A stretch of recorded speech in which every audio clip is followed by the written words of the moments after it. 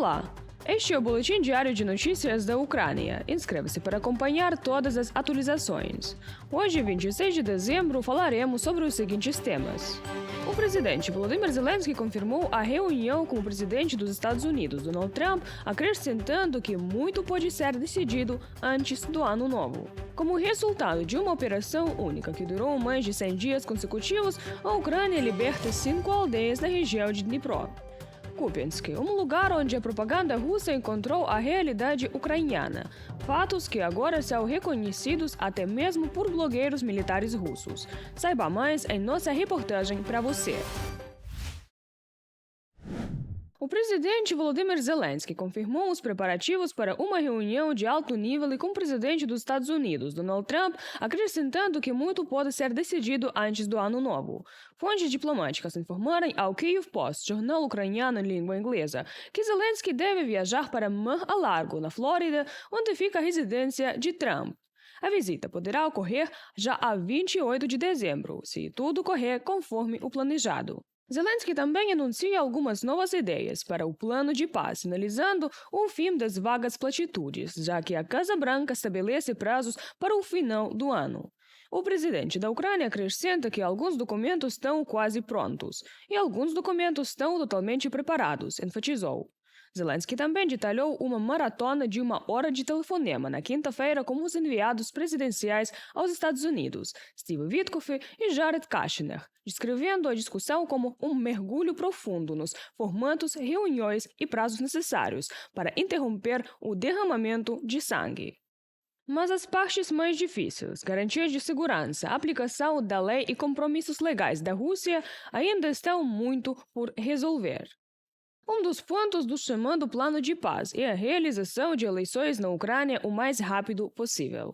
Zelensky afirma que a Ucrânia está pronta para realizar as eleições exigidas pelo presidente dos Estados Unidos, Donald Trump, desde que os parceiros internacionais garantem a segurança dos candidatos e eleitores. Além disso, ocorreu a primeira reunião do Grupo de Trabalho sobre Eleições no Parlamento Ucraniano, que revelou 2 blocos de questões.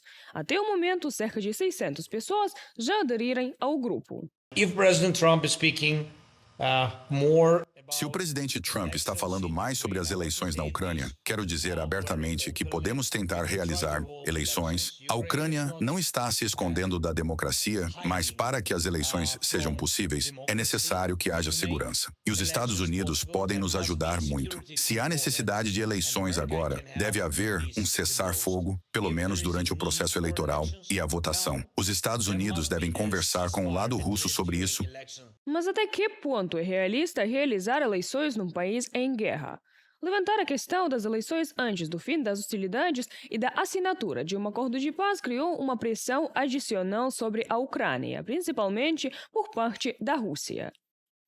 Especialistas ucranianos acreditam que a Rússia está pressionando Trump para que este pressione a Ucrânia a realizar eleições antes do fim da guerra, na esperança de desestabilizar o país e garantir um acordo de paz com um presidente potencialmente mais flexível. E há alguns problemas em realizar eleições durante a guerra. Em primeiro lugar, a Constituição da Ucrânia proíbe eleições durante a lei marcial. Em segundo lugar, as pessoas nos territórios ocupados não podem votar. São 4,5 milhões de ucranianos. Em terceiro lugar, os militares não podem votar nem concorrer a cargos públicos. E por último, mas não menos importante, os eleitores nas sessões eleitorais teriam que enfrentar a ameaça de ataques com mísseis e artilharia. As negociações podem ser internas, mas a guerra também é. 121 combates ocorreram na linha de frente durante o último dia, conforme informa o Estado-Maior das Forças Armadas. Na direção de Liman, 9 ataques. Os russos atacaram as posições dos defensores ucranianos 15 vezes na direção de Konstantinivka. Na direção de Pokrovsk, o inimigo tentou romper a defesa ucraniana 28 vezes. Um ataque inimigo na direção de Kupiansk. As forças russas atacaram a Ucrânia durante a madrugada de 26 de dezembro, com um míssil balístico Iskander-M e 99 UAVs de ataque dos tipos Shahed, Gerbera e outros. Cerca de 600 eram drones Shahed. Dados preliminares mostram que as defesas aéreas abateram 103 drones russos no norte, sul e leste do país. O ataque registrou um impacto de míssil e 26 impactos de drones em 16 locais, informou a Força Aérea. Odessa em chamas, a cidade de Uman também. Casas destruídas, vidas arruinadas. Apenas mais um dia na Ucrânia, mais um lembrete para o mundo do que significa estar em guerra com um terrorista no Kremlin, Vladimir Putin, que queima cidades à noite. E alguns podem perguntar: isso não o ajuda de forma alguma na linha de frente, então por que ele está fazendo isso? A resposta é tão simples quanto feia, porque Putin pode matar civis, mas não pode vencer quando enfrenta o exército ucraniano. A Ucrânia liberta completamente 5 aldeias na região de Dnipro das tropas russas. O 225º Regimento de Assalto Independente, que participou na operação, informa sobre o desenrolar da mesma. Trata-se, de fato, de um caso único, em que uma unidade manteve as suas posições e até avançou ao longo de 100 dias desde o outono. No final de agosto, o Grupo Operacional Estratégico de Forças de Dnipro informou que as forças russas haviam invadido a região de Dnipro. Na semana passada, foi relatado que as forças ucranianas impediram um ataque mecanizado do inimigo, causando pesadas perdas às tropas russas. A propaganda de Putin não tem fronteiras. O ditador do Kremlin afirma que os Estados Unidos e a Rússia estão discutindo a gestão conjunta da usina nuclear de Zaporizhzhia sem a Ucrânia. Entre os tópicos estão a mineração de criptomoedas e o fornecimento de eletricidade. Mas até mesmo os propagandistas de Putin admitem sua mentira, enquanto as Forças Armadas da Ucrânia estão limpando Kupiansk, na região de Kharkiv, das tropas russas. Detalhes em nossa reportagem. As Forças Armadas da Ucrânia estão a libertar Kupiansk, na região de Kharkiv, das tropas russas. O chefe do Departamento de Comunicações do Grupo de Forças Conjuntas informou que os soldados do Exército de Ocupação estão isolados da logística e estão a render-se. Atualmente, de acordo com os seus dados, várias dezenas de militares russos permanecem na cidade. Eles estão se rendendo. Houve até casos de estrangeiros se rendendo, ou seja, mercenários estrangeiros aos russos. A defesa da cidade pelas unidades da Federação Russa, que a invadiram e tentaram se entrincheirar nos distritos do norte, falhou. Não será possível socorrê-los. Viktor Trehubov, chefe de comunicações do Grupo de Forças Conjuntas, durante o Teleton da United News.